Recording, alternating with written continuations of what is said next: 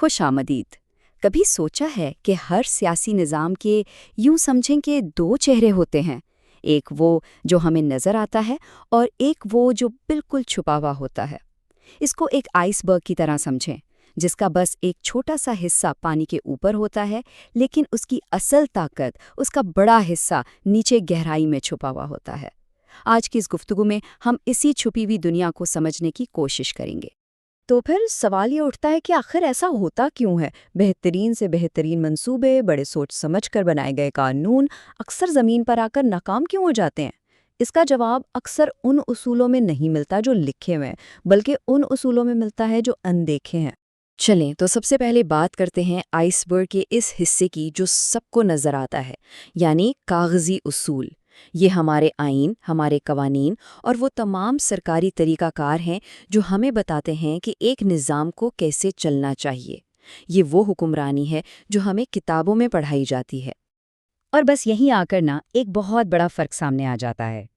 ایک طرف ہے کتابی قانون، یعنی وہ سب کچھ جو کاغذ پر لکھا ہے، اور دوسری طرف ہے عملی قانون، یعنی حقیقت میں فیصلے کیسے ہو رہے ہیں۔ کاغذ اور حقیقت کے درمیان کا یہی فاصلہ ہماری آج کی گفتگو کا مرکز ہے۔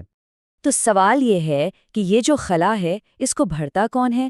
جی، یہیں پر انٹری ہوتی ہے آئس برگ کے اس چھپے ہوئے بہت بڑے حصے کی، طاقتور ان لکھے اصول، جنہیں ہم غیر رسمی ادارے کہتے ہیں۔ اصل میں یہی وہ گیم کے اصول ہیں جن پر معاشرہ چلتا ہے، بھلے ہی وہ کسی کتاب میں لکھے ہوں یا نہ ہو۔ اس موضوع کے جو ماہرین ہیں ہیلم کے اور لیوٹسکی، انہوں نے اس کی بڑی زبردست تعریف کی ہے۔ سادہ لفظوں میں کہیں تو یہ وہ اصول ہیں جنہیں معاشرے میں سب جانتے ہیں، سب مانتے ہیں، لیکن یہ سرکاری طور پر کہیں لکھے نہیں ہوتے۔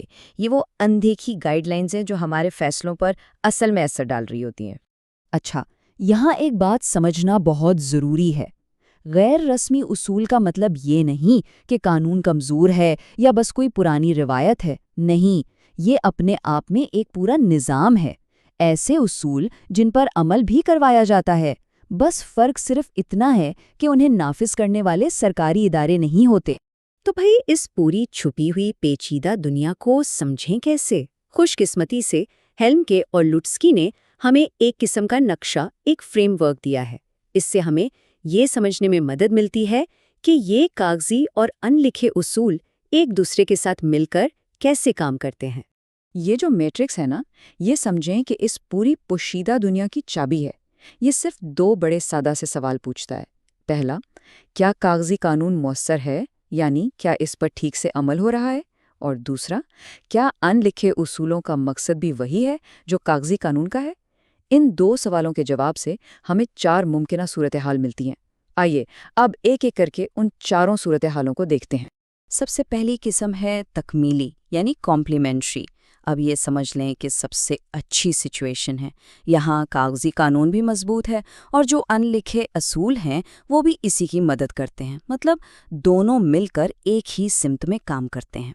اس کی ایک بہت اچھی مثال کسی بھی پارلیمنٹ میں قانون بنانے کا عمل ہے۔ دیکھیں، قانون اور طریقہ کار تو کتابوں میں لکھے ہیں، لیکن اراکین کے درمیان ایک دوسرے کا احترام کرنا یا سمجھوتا کرنے کی جو روایت ہوتی ہے وہ کہیں لکھی نہیں ہوتی۔ یہ غیر رسمی اصول رسمی نظام کو زیادہ آسانی سے اور تیزی سے چلانے میں مدد کرتے ہیں۔ اچھا، اب آتے ہیں دوسری قسم پر، جسے کہتے ہیں موافقتی یا اکاموڈیٹنگ۔ یہاں صورتحال تھوڑی سی الگ ہے۔ کاغذی قانون تو ہے، لیکن یا تو وہ بہت کمزور ہے یا بہت ہی سست۔ ایسے میں غیر رسمی اصول ایک الگ راستہ بناتے ہیں تاکہ مقصد پھر بھی حاصل ہو جائے۔ ذرا سوچیں، ایک سرکاری دفتر ہے جہاں کوئی بھی کام کروانا ایک بہت ہی لمبا اور مشکل کام ہے، لیکن اگر وہاں کے لوگ آپس میں ہی کوئی غیر رسمی طریقہ نکالنے کام کو جلدی کرنے کا، تو یہ موافقتی اصول کہلائیں گے۔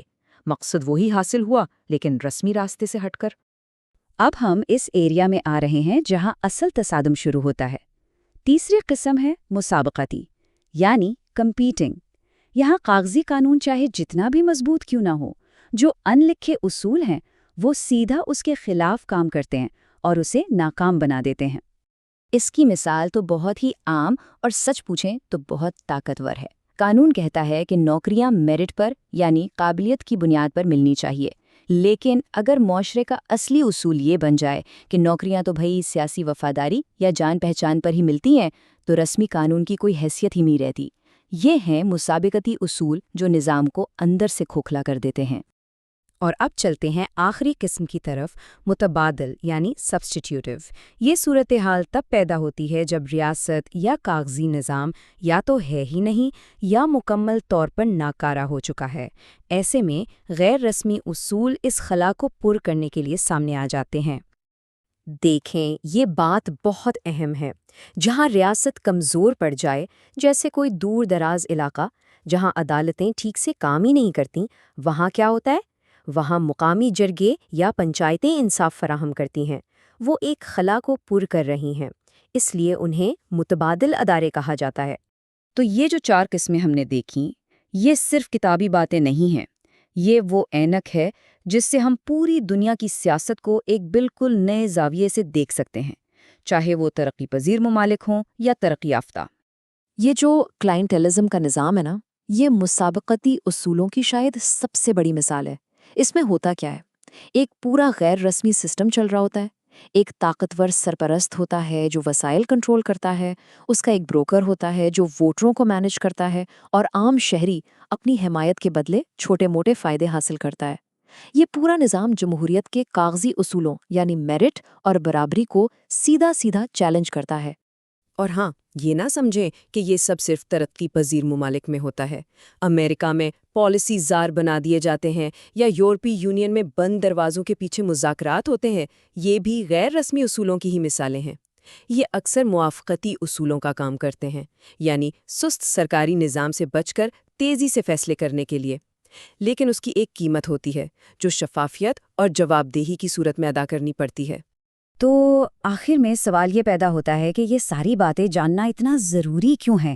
بھئی ضروری اس لیے ہے کہ اگر کوئی واقعی میں کوئی تبدیلی لانا چاہتا ہے تو اسے صرف نظر آنے والے قوانین کو نہیں بلکہ اس چھپی ہوئی دنیا کو بھی سمجھنا پڑے گا۔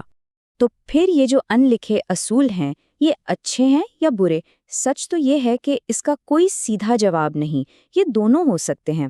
ایک طرف تو یہ کمزور نظام میں استحکام لا سکتے ہیں اور مسائل بھی حل کر سکتے ہیں، لیکن دوسری طرف یہی اصول بدعنوانی، ناانصافی اور اقربا پروری کی جڑ بھی بن سکتے ہیں۔ اصل بات یہ ہے کہ ان کے اثرات کا ٹھیک سے تجزیہ کیا جائے۔ تو پھر سب سے اہم بات جو ہمیں سمجھنی ہے وہ کیا ہے؟ وہ یہ کہ کوئی بھی ایسی اصلاحات جو صرف کاغذی قانون بدلنے پر زور دیں اور ان چھپے ہوئے اصولوں کو نظر انداز کر دیں، وہ تقریباً ہمیشہ ناکام ہوں گی۔ اصل کامیابی اسی میں ہے کہ رسمی اور غیر رسمی دنیا کے اس تعلق کو سمجھا جائے اور پھر کوئی حکمت عملی بنائی جائے۔ اور آخر میں ایک سوال سب کے لیے، اپنے ارد گرد کی دنیا کے بارے میں سوچیں، اپنے دفتر، اپنے محلے یا اپنے ملک کے بارے میں۔ وہ کون سے ان لکھے اصول ہیں جو اصل میں سب کچھ چلا رہے ہیں؟ ان کو پہچاننا ہی تبدیلی کی طرف پہلا قدم ہے۔